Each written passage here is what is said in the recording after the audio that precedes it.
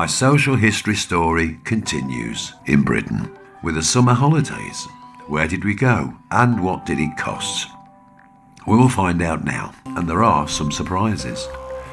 As the 1970s dawned, we had begun to change our holiday habits.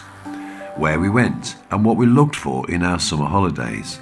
For the British people, this was changing.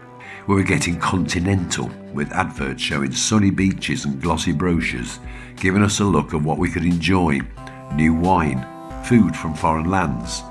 But not yet for all of us. Many UK folk were still happy to enjoy the sandy or pebbled beaches of the British Isles, the fun fairs of traditional places with resorts such as Pontins and Butlins, which were still popular and frequently visited. But what was the cost? Let's look back at the 1970s and revisit those hard-earned holidays for our families, what they enjoyed, and find out what we paid for those valuable memories that they created. From staying home and going abroad, I wonder, how did we afford it? Most of us in Britain would have to take our holidays at the same time, normally in July or August, as many workers who particularly were employed in factories and foundries had that 2-week shutdown.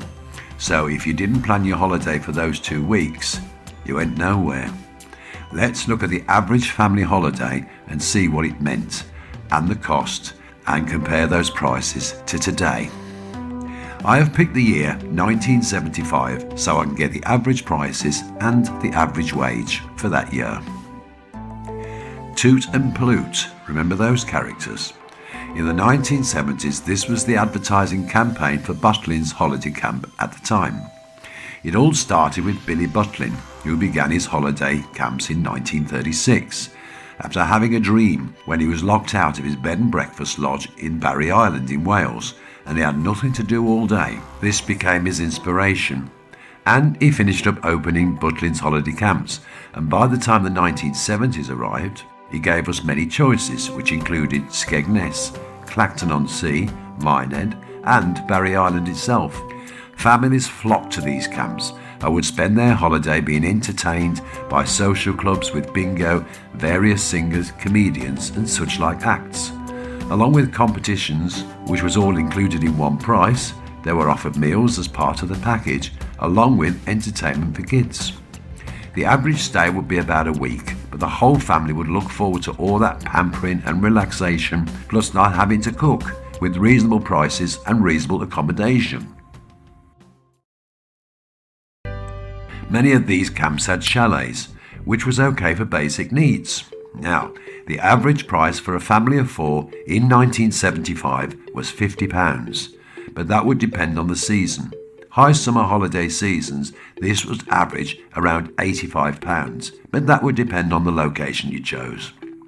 For the maths, with general inflation, that £85 week's holiday would cost you around £872 today in 2025.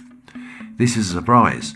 If you book on the website now, and I have just checked this, a week for a family of 4 in 2026 next year has a total cost of £839. Not much difference. Now it's worth remembering that back in 75, it was a set summer price. Today you could shop around and get deals, so you may get it cheaper, but they would vary massively. But amazing how the price with inflation has hardly changed on spec. The difference is the average wage to pay for this holiday. In 1975, the average wage was £59 a week. Today's average wage in 2025 is £733. With inflation, that wage of 1975 is now worth around £395 today. Now don't shout at me now. These figures are from the Bank of England inflation price calculator. Okay, thanks. The average wage is always difficult to calculate. As we know, many are on minimum wage and we vary that from London banking wages. So I realised a lot of people don't or never earned this amount of money. The holiday itself was packed with joy in the 70s, with fairgrounds, arcades, cafes, and the opportunity to relax on a beach. They were always packed, and one would have to almost fight for a hired deck chair or space to put it. As we know, most of the holiday camps like this, including Pontins, have since declined, and the opportunity to get cheap flights abroad, most of our resorts have become deprived areas such as Blackpool and Mablethorpe due to mass unemployment and limited seasonal work. Those memories are still very much warm and vivid in many people's minds. The helter-skelter, the ghost train, crab sticks. Was there any crab in those? And the twopenny arcades. You'll hear many people say this today. Ooh, that sea air, doesn't it make you hungry? While scoffing fish and chips with mushy peas or gravy. In 1975, 40 million coastal visits were recorded in Britain. This would include bank holidays, where most of us didn't have to go to work. The caravan holidays. Some families who were able to afford them would pack their tow-along caravan and everything they owned, practically piling cases on the roof of the van and the family car, in which some cases they looked like the Leaning Tower of Pisa. The average price for one of these pull-along caravans would set you back an average of $2,500 back in 1975. Today, that works out at just over £15,000. It's not affordable for most families. Of course, second-hand ones were much more affordable. It would take just over 18 visits to an all-inclusive holiday camp for four in 1975 for that caravan to pay for itself, without the expense of having to run a car. And of course, they were always self-catering. You would be charged an average of £3 a night to park your caravan on a site, which is about £23.44 in today's prices. Electricity would be more dosh, but back then people mainly just used the caravans to eat and sleep and maybe read. Many sites would have public toilets and showering facilities, plus a social club for drinks, meals and entertainment. Many would use a gas camping stove for cooking, and if you remember waking up in the mornings, that smell of a traditional breakfast cooking would fill the air. It was glorious, as many were all cooking at the same time, probably frying in lard. The bed and breakfast. The most popular short-stay holiday in 1975 was the B&B. Let's look at Blackpool as an example. Bed and breakfast stays have become popular after the Second World War, and many business-minded people invested in buying one, some converting their own homes. In the summer season, rooms were very difficult to find, as many visitors would book their next stay almost a year in advance to ensure that they didn't miss out. Many would stay at the same B&B year after year, never changing their destination, never changing their B&B, and not even wanting a different room. Mainly family-run, bed and breakfast houses would be perfect for that comfortable stay and a hearty English breakfast before starting your day. In 1975, I doubt anyone would have thanked you for a continental breakfast. We would have thought it wasn't cooked. Get the frying pan out, that's what they'd have said. How many of us would still say that today? Charged by the room, the average summer price for a night stay would set you back around £3.50. That's around £29 today. These were times when the fight for custom, particularly during the summer break, was harsh, and the prices reflected that. Today's prices in Blackpool vary from £30 to £50 a night, but cheap stays as low as £20 can be found. Mind you, poor reviews have been noted. The breakfast was always the anchor of whether it's a good place to stay or not. I can remember the landlady or the proprietor would make sure that you were well fed and offered you even second helpings to make your stay as homely as possible. Nowadays, that special family service is no longer there, unless you upgrade to a few-star hotel. Comparing these prices from South Coast, such as Brighton and Hove, you would have paid an average of £8 for a room for the night, which inflates around £67.50 today. Again, prices vary much more today, so the average for a Brighton night stay with a bed and breakfast is around £78, but that's walk-up prices. As well as we know, the power of booking online in advance could lower that significantly. There was no option of that in 1975. Interestingly though, bed and breakfasts have not really declined since the 1970s. More options of choosing cheap and cheerful, and those wanting a better service have kept this type of accommodation popular. People tend to use them for shorter stays. However, they are used more frequently rather than just the main holiday, as we did back then. Many families on a budget, like ours, would opt for a short train journey for a weekend break. British Rail had always had special offers, price packages for families, particularly during off-peak. Away day kids, where they could travel for 40p with their parents, or cheap day returns. Families would pack a homemade picnic and simply travel to the beach or a greenbelt area and be quite content to spend a day sitting on a towel or a blanket, enjoying homemade food and the chance to relax in the countryside. Let the kids play with a ball or even climb the trees. Back then, if we fell down, we'd get up after shedding a few tears and continue playing after a glass of pop or a corned beef sarnie and pickle. Living in towns, like many of us did, we loved the country, and just looking at farm animals or hearing a different accent being spoken made us feel as though we'd travelled miles. And we were truly spoilt, and I loved those simple days. No mobile phone interruptions, just the smell of fresh air. Not like the smog that we had in the Midlands from the factories and the foundries that dirtied our faces. I wonder how many people have fond memories of that. This section actually brought me so much emotion when I wrote this. We went to Wales in 1978, just before I started high school. Our family went to stay with a pen friend and her family that my mother had been writing to for years. The family absolutely spoiled us and took us all over Wales. They cooked fabulous meals, even faggots and peas.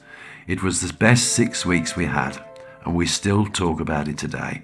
That's how holidays so simple was so very special. I just wanted to tell you that. It was Cardiff. Pentrabane was the place. Anyway, back to 1975. Tenting holidays. Ever been on one and thrown the tent away, vowing to never do that again? I did. I know some adore it, and I can understand why, getting close to nature and all that. Well, in 1975, as people owned more cars, it was a great option for that freedom of roaming and pitching up. The decade was certainly not the start of tenting holidays, but Carry On Camping film promoted that option when it was first shown in cinemas in 1969. By 1975, the family was very much into all that, but for different reasons that we find today. Back then it was exploration, fact-finding, and fairly cheap, if you had a car. Today it's more like take a tent alone and travel the world for individual exploration, budget backpacking for those who want to see the world, and frankly, I don't blame you one bit. Now let's look at the cost of that tent. Back in 1975, a 4-man tent would average you around £25 for a quality tent with fixtures. That works out at around £195 today, as 2025. If you bought one today, probably higher quality at a guess, that would knock you around 250 quid. Not much difference, although there are some basic ones you can get for 80 quid, and I'm sure there are many second-hand ones for those who used it once and never wanted to use it again, like me. I'm not knocking it, honestly. I think people must have fabulous times. Of course, Brits in 1975 were beginning to broaden their horizons, and those who could afford it were setting to fly off and seek new other countries. It's about saying civilizations. Let's find how much this was back in the day. First, where did we go? Well, mainly Spain. Around 4 million Brits went there. Well, that's the amount of journeys. So it's probably people going there more than once, so let's say 4 million trips in a year. To be fair, in the late 1950s, that's when Brits began to internationally travel. But by the 1970s, that was the decade when everyone knew someone who had been to sunny España. Holiday brochures just after Christmas, TV ads and billboards made it all popular, featuring suntan models looking great and sitting by some pool, scantily clad. Well, why not if they could afford it? New food, new wine, new places to see, all very exotic and exciting. And boy, did the people who went there tell you about it when they got back. Photo slides and welcome back parties were held, so you could hear all about their experiences and their adventures, and with their Spanish phrases they had learnt. No bloody boring were they. I know I'm jealous, but they were boring. The cost, well, As most were package holidays back then, and Benidorm was as good as any place to choose, the package average holiday price per person for a 2-week break, all inclusive, was £78. Thomas Cookit prices during the peak season. That would be £700.43 in 2025. That was a hell of a fortune for an adult. Today, you could get that for £240 on average. Some have got it for half that, depending on booking in advance and all that. Flights only. A flight only to Spain and back from the UK in 1975 for one adult was £51. With inflation, that would realise a price of £452 today. That's amazing, as today, if you went on spec as a walk-up passenger, without booking, that would be about 180 quid. All standard class. As we know, booking in advance on the cheap non-refundable price can be as low as £45. That's a whacking difference. So let us conclude. We had much more environmentally friendly holidays back in 1975, with less flying and more walking. The amount we paid in contrast was a hell of a lot more and was unaffordable to many. Even taking a taxi back then was seen as an upper class thing compared to today's prices. Brits travel far more distance than before, which is great for the explorer. Have we made flying too cheap? But to the cost of our planet. Our world is smaller, yes, but it's more damaged, and the price is for our descendants to pay. That was a bit serious, wasn't it? Well, that was a look back on the social history of Britain and how we spent our holidays. Please allow for the numbers not to be as precise as most remember. They are average prices, and they will vary. It just leads me to say thank you so much again for watching. Please look out for my other films on British social history on my channel. And again, I'm sorry about the typos and the stutterings and the errors. At least you know I'm not AI. Till next time, thank you again. Bye for now. Mickey.